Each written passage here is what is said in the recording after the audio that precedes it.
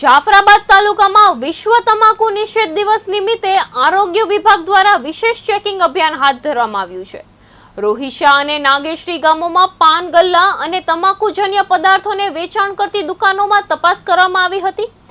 અમરેલી જિલ્લામાં આરોગ્ય વિભાગની સૂચના અનુસાર ટીબી અને નાગેશ્રી આરોગ્ય વિભાગના અધિકારીઓએ શાળાઓની આસપાસ આવેલા વિસ્તારોમાં ખાસ ચેકિંગ હાથ ધર્યું છે।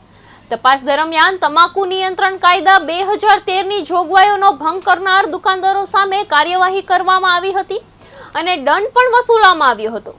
આરોગ્ય વિભાગ જાહેર સ્થળો અને શૈક્ષણિક સંસ્થાઓની આસપાસ તમાકુનું વેચાણ પર પ્રતિબંધ અને કડક અમલ માટે આ કાર્યવાહી હાથ ધરી હોવાનું જણાવ્યું છે।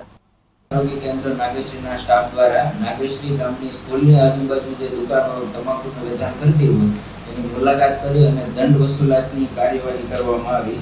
આજે વિશ્વ તમાકુ નિષેધ દિન હોય, અમારી ટીમ દ્વારા નિયમોનું ઉલ્લંઘન કરતી અને ગેરકાયદેસર તમાકુ વેચતી હોય એવી દુકાનો પર કડક કાર્યવાહી કરવામાં આવી।